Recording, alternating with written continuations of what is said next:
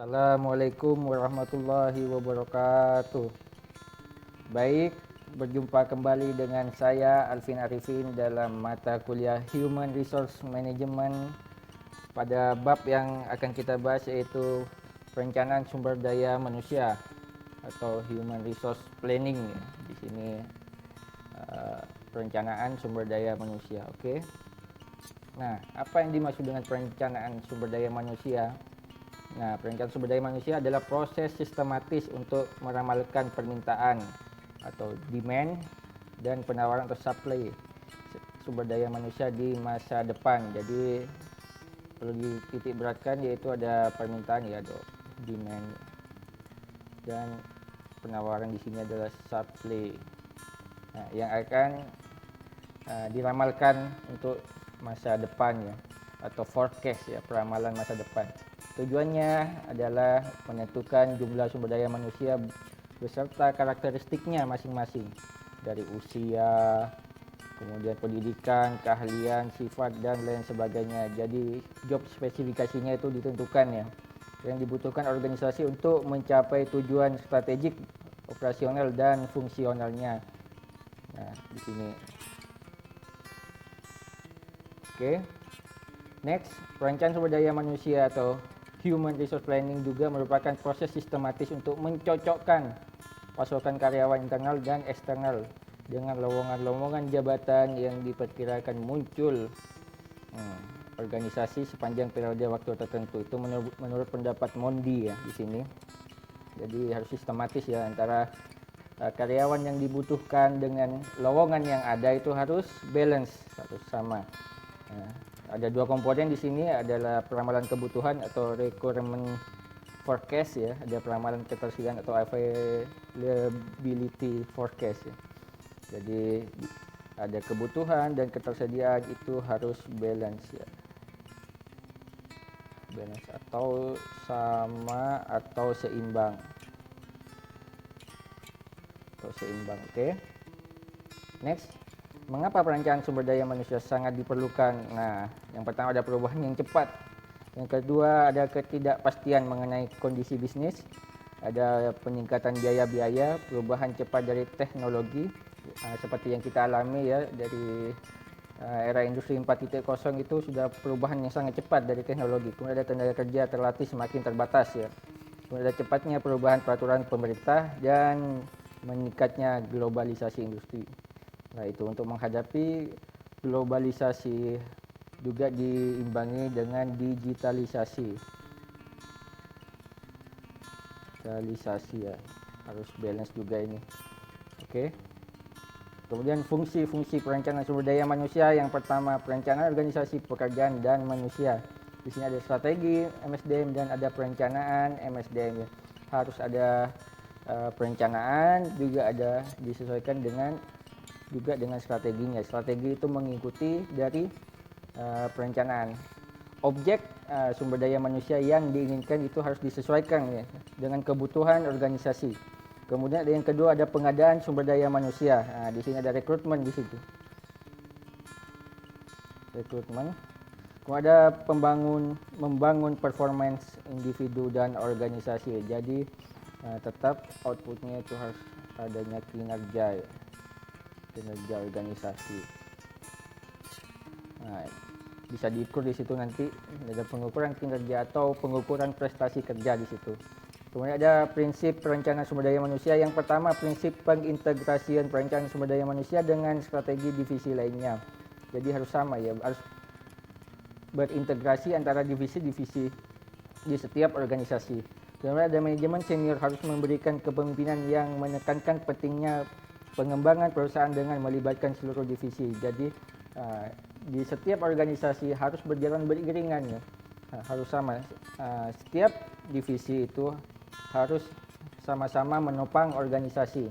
Kemudian dalam perusahaan yang lebih besar, unit pusat perencanaan sumber daya manusia yang bertanggung jawab kepada manajemen senior dapat didirikan.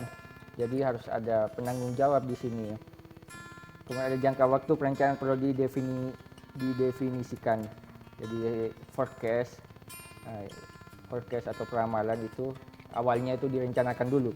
direncanakan dulu, sehingga nanti akan ada output yang harus dicapai atau target yang harus dicapai. Pada ruang lingkup dan rincian tentang perencanaan sumber daya manusia harus ditentukan. Jadi harus spesifik ya, di sini spesifik, harus dirinci. Kemudian ada perencanaan sumber daya manusia harus didasarkan atas informasi yang paling komprehensif dan akurat. Jadi sistem informasi manajemen dalam suatu organisasi itu harus bagus, harus baik ya, agar tidak memberikan informasi yang simpang siur. Karena keakuratan suatu informasi itu akan berdampak ya pada organisasi. Kemudian langkah-langkah perencanaan sumber daya manusia. Yang pertama, analisis faktor-faktor penyebab perubahan kebutuhan SDM. Analisis faktor yang menyebabkan perubahan kebutuhan sumber daya manusia. Yang kedua, peramalan kebutuhan, ada penentuan kebutuhan yang akan datang ya. Analisis ketersediaan atau supply sumber daya manusia dan kemampuan perusahaan. Yang kelima, penentuan dan implementasi program. Jadi rekrutmen atau pengadaan sumber daya manusia harus disesuaikan dengan kemampuan perusahaan juga ya. Jangan sampai perusahaan tidak mampu malah merekrut karyawan secara besar-besaran ya. Harus disesuaikan juga. Di sini ada diagram perencanaan dan pemanfaatan sumber daya manusia. Yang pertama itu ada perencanaan ya, perencanaan atau planning. Di situ ada rencana jumlah, kualifikasi, struktur dan rekrutmen ya. Rekrutmen di sini. Kemudian ada jenis kriteria pekerjaan, spesifikasi di sini ya, spesifikasi pekerjaan, ada job spesifikasi. Menentukan kriteria sumber daya manusia yang dibutuhkan. Di sini ada kualifikasi ya, kualifikasi sumber daya manusia di sini.